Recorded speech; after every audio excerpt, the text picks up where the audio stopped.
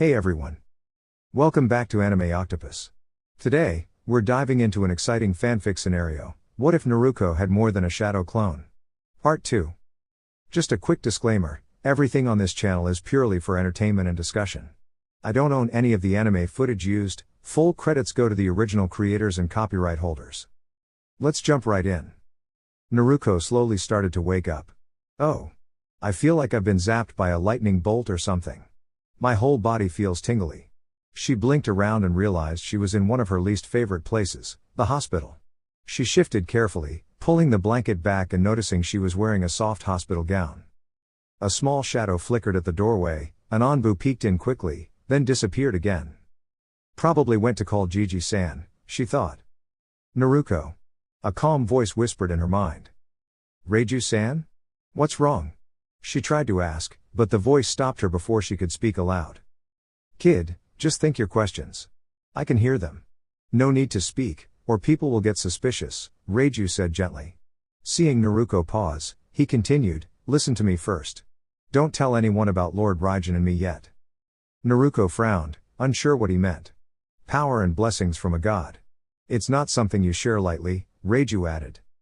Naruko's cheeks flushed with frustration. I trust Gigi. He's one of the people I care about most. I know he cares for me too. Caring and trusting are different, Reiju said wisely. Here's what we'll do, ask your Hokage about your other heritage and your parents. As Hokage, he should know. From there, we'll decide what to do next. Naruko thought about that. She had asked many times about her parents, but every time, Hokage seemed to have no answer. A few minutes later, Hokage entered her room, smiling warmly. How are you feeling, Naruko? He asked. Gigi, I'm fine, she replied carefully. Then, with a surge of courage, she asked, why didn't you tell me about Kyubi?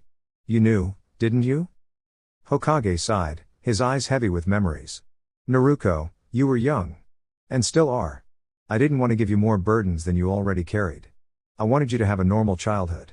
I know I failed sometimes, but I thought you weren't ready to know about Kyubi. Naruko's next question was harder. Gigi, why did Yondaime seal Kyubi inside me? Did he know my family? Do you know my family? Hokage's expression faltered, his heart breaking a little with every word. I'm sorry, Naruko. I don't know why Yondaime chose you, or who your parents were. Raiju's voice whispered in her mind, calm and guiding. He's holding back, Naruko. Don't shout, just observe. You can see it in his gestures. If you watch closely, you'll notice the truth he hides. Naruko's eyes softened, but she didn't press further. Reiju explained quickly what she should say and do instead, helping her navigate the tricky situation. Hokage noticed her quietness and looked concerned. You wanted to ask me something else? He prompted gently. Naruko closed her eyes for a moment. She needed to think of Hinata and Iruka too. First. I'm sorry, she began. I shouldn't have taken the forbidden scroll. And I don't remember much after wearing the strange mask. When I saw Hinata in danger, I wore it to help her. The scroll said the mask could only be worn by someone with the storm release bloodline, or a fragment of it. It would help unlock true power, but it also warned that those without the bloodline would be punished. Since I'm still here, I must have the bloodline, right? Hokage was speechless. Storm release bloodline. And the mask unlocked her potential. He understood now why others had wanted the mask. Smiling gently at her, he said, thank you, Naruko. You've given me much to think about. For now, you should rest. The doctors say you'll recover soon. Thank you, Hokage-sama, she replied softly. She watched him leave, but the kind warmth in his eyes was now shadowed by sadness, almost as if he had let her down without realizing it. Her gaze filled with quiet sorrow, and she slowly pulled the blanket over her head, letting the room fade away. Hokage sighed as he left, his heart heavy. Somehow, he knew he had lost her trust, and he would have to work hard to earn it back.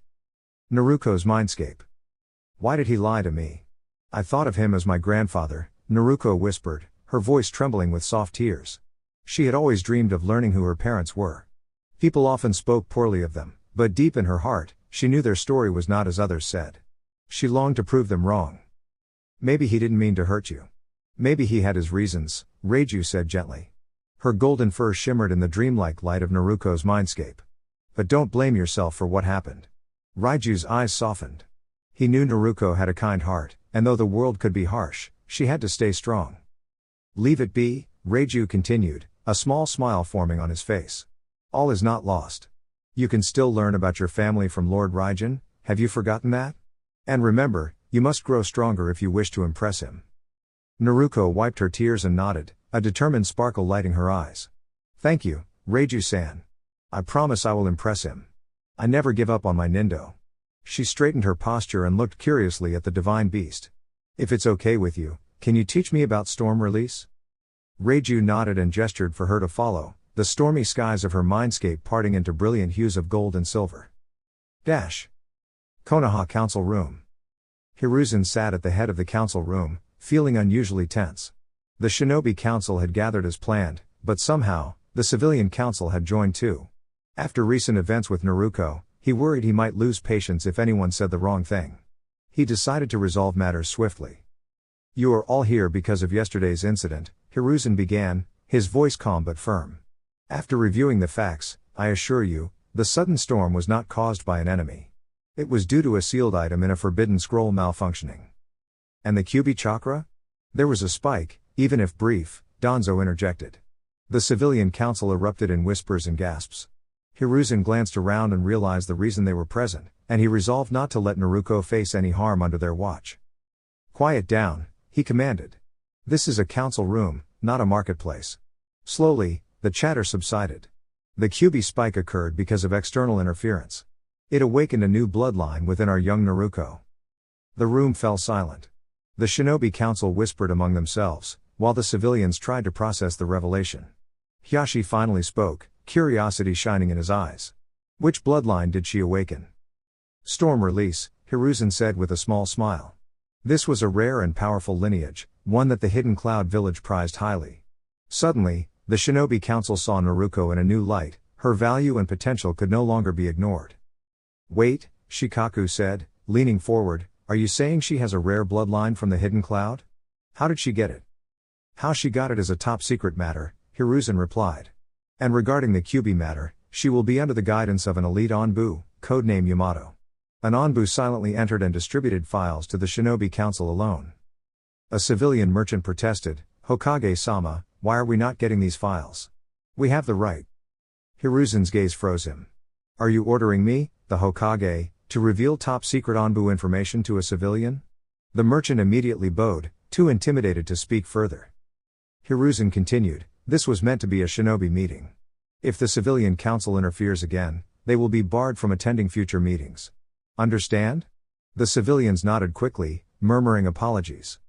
He turned back to the Shinobi Council. Do you approve of Naruko being trained by Yamato? Yes, Shibi said. It is the logical choice. Agreed, Sume added. Others nodded silently in approval, even Hyashi, who had reservations about Naruko's reputation.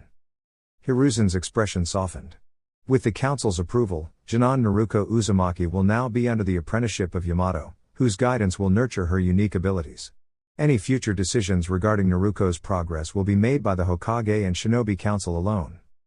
Homura protested, but the Civilian Council has no jurisdiction in shinobi matters, Hiruzen interrupted, firmly but politely. Naruko's life as a ninja is guided by those trained to protect and guide her. That is all. Danzo and the other elders were left fuming, their plans thwarted. Meanwhile, Naruko's future as a gifted young ninja was secured, protected by the council and the watchful eyes of Konoha's strongest. Hiruzen finally stood, satisfied. Meeting adjourned, he said, a rare, gentle smile brightening his face. Naruko and Reiju were once again at the top of Hokage Mountain, but this time the place seemed a bit stormier, and the clouds above looked like they were almost within reach. Hope you don't mind me changing the place a bit to my taste, Reiju said to Naruko. Truthfully, for some reason, Naruko liked this version better, so she nodded. Now, before we start, you seem a bit distracted, and it's not about the old man. Care to open up? Reiju asked, noticing Naruko's absent-minded expression. Naruko sighed. I was thinking about Hinata and Iruka-sensei. Hinata. I don't know her very well, but the way she spoke, it felt like she knows me a lot. It's confusing. Don't get me wrong, it felt really nice hearing her kind words, but I don't understand why she feels that way. And for Iruka-sensei, I just want to know what he thinks about me and the Kyuubi. They came to help you for a reason, so I'm sure it was a good one. Next time, ask them directly. Take it as advice, try to get to know more people. I know you might be afraid of being rejected, but if you don't look around, you might miss people who could become close allies. Try to mix with others. I'm not saying become best friends right away, it will happen naturally, Reiju explained, hoping Naruko wouldn't bring old grudges into this. She needed real allies, those who would stick by her. Okay, I'll give it a shot. Thanks for the advice, Reiju-san. I feel better now, Naruko said, a genuine smile spreading across her face, the kind that came from the heart. Reiju relaxed. This kid, and sadness. Somehow, they didn't go together. With that, he started, now that's settled, let's talk about storm release. Naruko's eyes lit up. Storm release? As you know, storm release is a combination of lightning, water, and finally wind. It's tricky because it uses 3 elements. To learn storm release techniques, you first need to master the lightning element. Most enhanced elements start with a basic element, Reiju explained. What do you mean by that? Naruko asked, tilting her head. Well, it's how enhanced elements work. Take wood release, for example. People think it's a mix of earth and water, but it's actually enhancing earth with water. You're not creating a new element, you're advancing one into something greater. Got it so far, Naruko? Wow. I didn't know my bloodline worked like that, Naruko said, curiosity sparkling in her eyes. Yes. But Naruko, your bloodline isn't storm release, it's senju. It helps you use enhanced elements and senjutsu. For storm release, you already had a strong lightning affinity. With the blessings of Lord Raijin, it evolved into real storm release. I'll explain your senjutsu later when you're ready. For now, let's focus on storm release. Shall we? Naruko nodded eagerly. Yes. You start with lightning, your primary element. Then you enhance it with water and, finally, wind. Some people use only lightning and water, but that's incomplete. Adding wind is the hardest part, but when you do, you can perform true storm release techniques. Any questions so far? Naruko felt like she was flying. She had the Senju bloodline, and a legendary being was patiently teaching her how to use it. So, I have to master lightning first, then add water and wind to learn storm release techniques? Exactly, but mastering one element, especially lightning, takes time. You can start using low or medium level storm release with just lightning and water. Wind is the final challenge for high level jutsu. The more you master lightning, the easier it will be to perform advanced techniques, Reiju explained. When can we start? Naruko practically bounced with excitement. Easy there, little one. I'm here to guide you, but everything else depends on you. For now, it's time to cool your head. We'll talk later, Reiju said with a gentle smile. Real world. Naruko woke up feeling a little grumpy, stretching in bed. Her body wasn't as sore, but staying in bed too long never helped. She thought back to the events of yesterday. Her world had turned upside down, and she had learned more about herself in one day than in all 12 years before. 2 bloodlines, a legendary teacher. Reiju was right, she needed to cool down. Stepping out of her room, she spotted an Anbu standing nearby. Anbu-san, do you know which rooms Iruka-sensei and Hinata are in? 302 for Iruka and 315 for Hinata, came the reply. Naruko walked to Iruka-sensei's room, knocked gently, and entered. Come in, Iruka-sensei said, his hand wrapped in bandages and small burn marks scattered across his face. What happened to you? Naruko asked, concerned. Small explosives, Iruka explained, recounting his encounter with Mizuki. Though he was knocked out for a moment, he was mostly fine. Naruko laughed. Long live the log.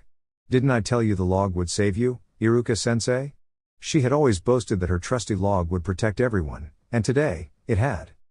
After laughter faded, a gentle silence filled the room. Naruko knew she had to ask. Iruka-sensei waited patiently. Iruka-sensei, about the Kyuubi. Do you dislike me for it? Naruko looked down, nervous to meet his gaze. Naruko shook slightly, her eyes filling with tears. I hate the Kyuubi. It hurt my parents. Iruka-sensei knelt down in front of her and spoke gently, but I don't hate you, Naruko. You are Naruko Uzumaki, the #1 unpredictable ninja. You are not the Kyuubi, and don't let anyone tell you otherwise. Naruko stared, stunned. Iruka's warm smile reached her eyes, full of care and kindness. Without thinking, she jumped forward and hugged him tightly. Ouch. Ouch. Naruko, slow down. I'm hurt here, Iruka said, chuckling as he hugged her back softly. No matter what anyone says, you are Naruko Uzumaki. Never forget that.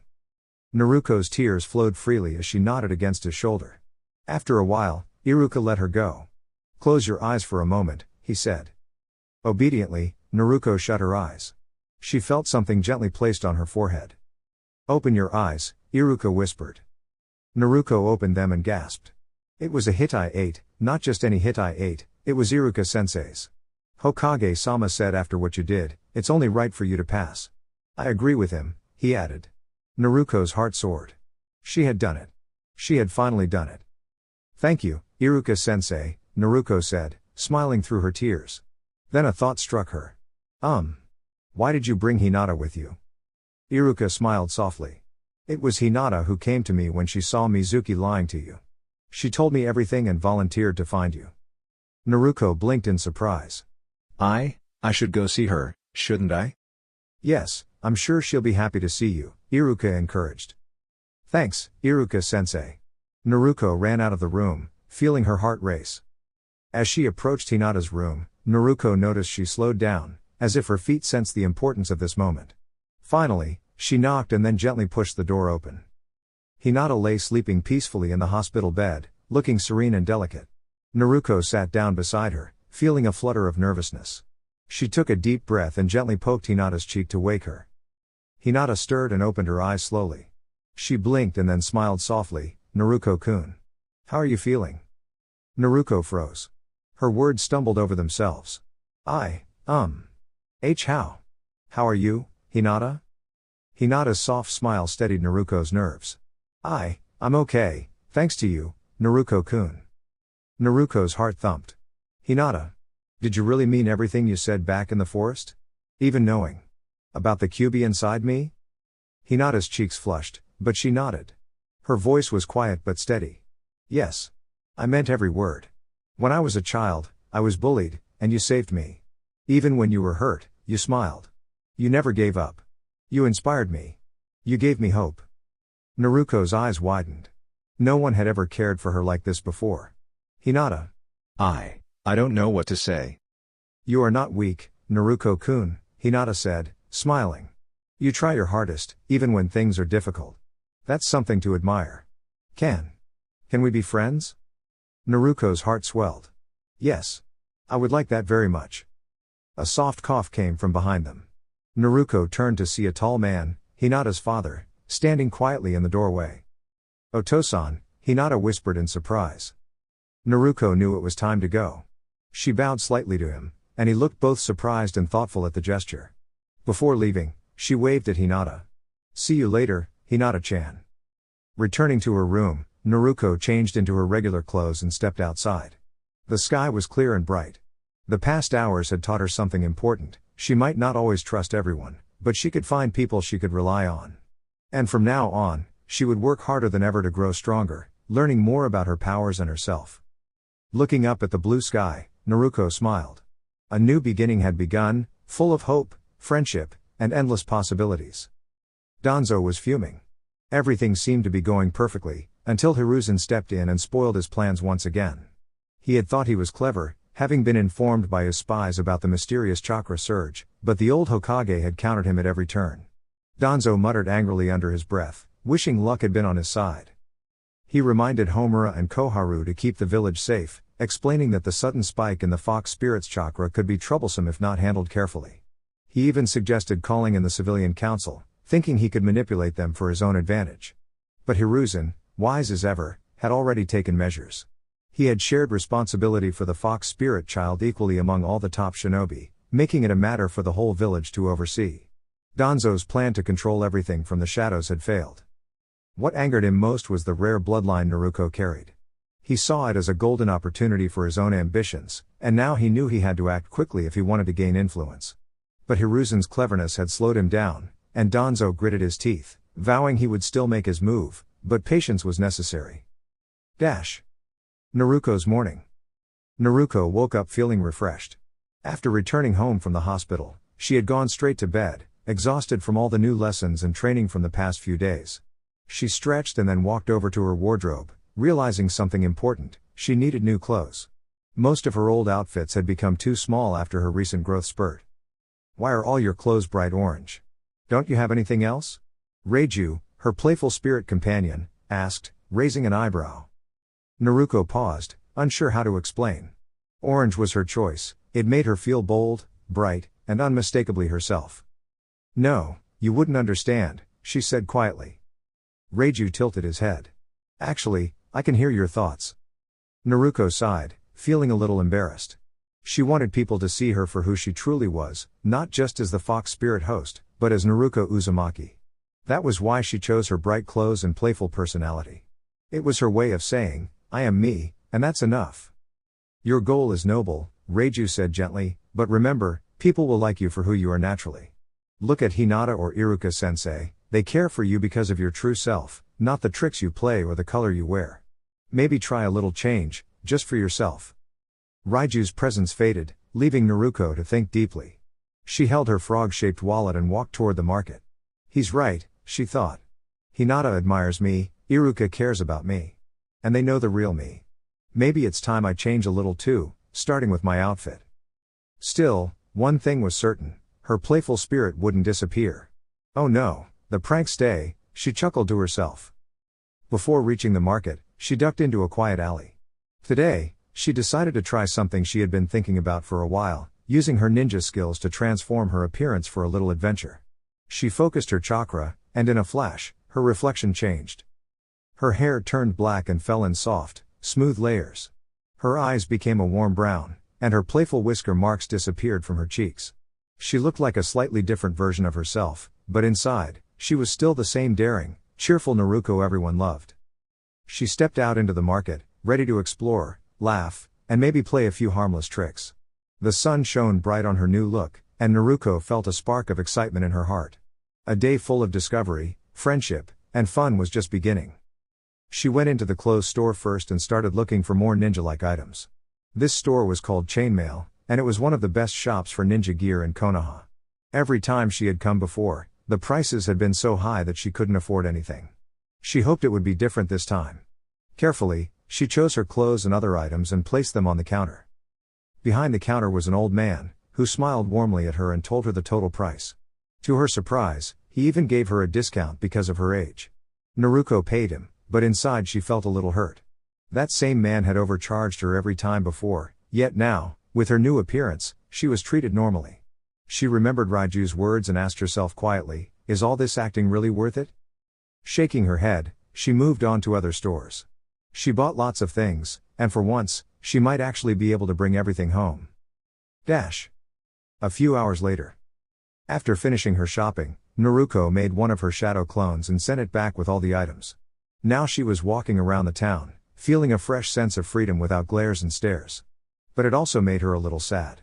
As long as she wasn't Naruko, she wasn't mistreated, but why did people dislike her so much?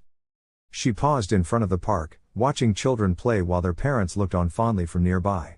The gentle love in the parents' eyes was something she had never known. Reiju-san, can I ask you something? Naruko's voice held a quiet determination.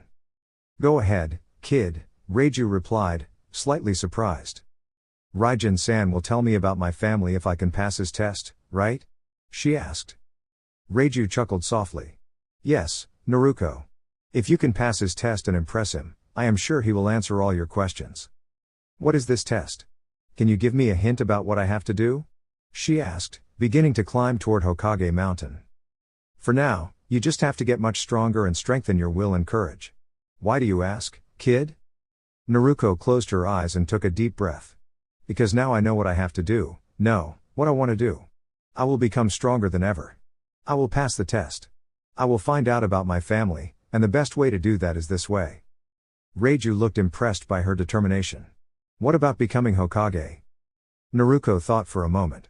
That is my dream and my end goal, but there are many things I need to accomplish first. Right now, my goal is to grow stronger, prove my worth, and learn about my past. Will you help me, Reiju-san?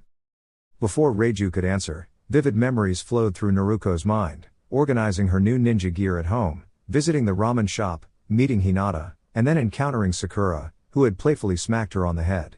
The memories felt so real, as if she had just lived them. Reiju nodded knowingly. He asked Naruko to make another shadow clone and try something she normally wouldn't do. Obediently, she did.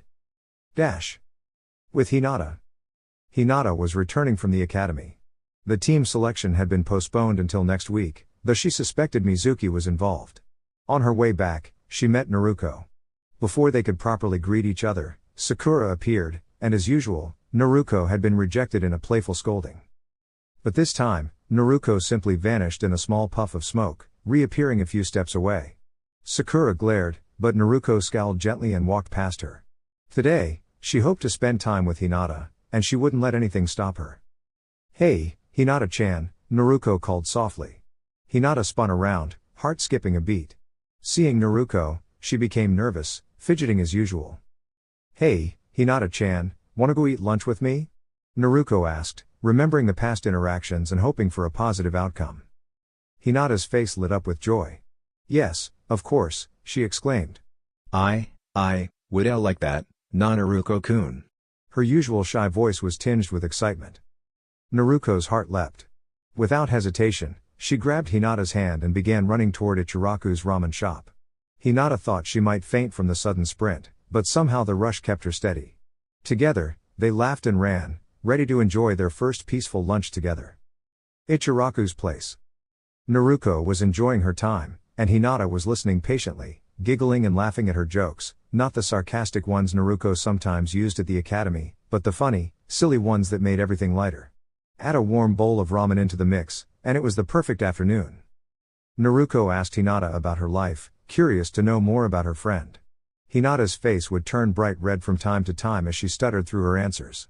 Naruko noticed and grew a little worried, but Hinata assured her it was fine. Then Hinata asked about an earlier topic, and Naruko explained the shadow clone technique. After learning about the memory transfer, Naruko hoped her little experiment would work. Down the mountain, she made a few clones. 2 she sent to the library in disguise to learn everything about the Uzumaki clan. 2 others she transformed to look like the guards outside the Konoha gate to research the lightning element. The last clone she sent to find Iruka-sensei and ask about shadow clones. If her plan succeeded, she would be able to train and gather knowledge more efficiently than ever before. "And Naruko-chan, do you know the team formation has been postponed until next week?" Hinata asked timidly. "Yes, thanks for telling me, Hinata-chan." Naruko thought for a moment and asked nervously, "Hey. If you want, maybe we could train together this week?" She hoped Hinata would say yes, she had never had a training partner before. Inside, Hinata was overjoyed. She knew her answer but needed to ask her father first. "I would love that, Naruko-chan, but let me ask my father first, okay?" Naruko nodded, relieved that it wasn't a direct rejection. Maybe Hinata's father would agree. After finishing lunch, Naruko said goodbye. Hinata smiled and told her to come to the Hyuga residence the next morning. Naruko tried not to get her hopes up, remembering how most adults didn't like her, but she would see soon enough. As she walked home, memories of talking with Iruka came to mind. She knew shadow clones were a B-rank kinjutsu, but what she had learned from her clones was new. These clones were physical, not illusions, and their experiences, even leftover chakra, would return to the original when dispelled. They were perfect for training and gathering information, but required careful control to avoid exhaustion. Excited, Naruko dashed home to tell Reiju everything. Naruko's apartment. At home, Naruko sat quietly, concentrating. Soon she opened her eyes and found herself on Hokage Mountain, with Reiju resting nearby. "I know what you want to discuss," Reiju said, chuckling. "Try to calm down, or I'll hear your thoughts whether I want to or not.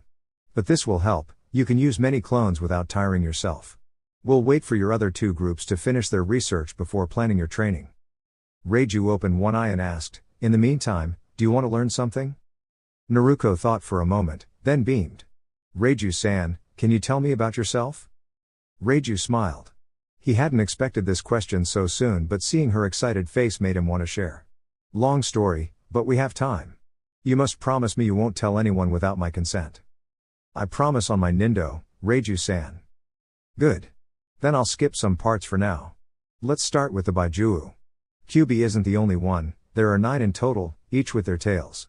They were created from a dark entity's chakra, and humans were created afterward to help balance the world." "Humans?" Naruko asked, astonished. "Yes.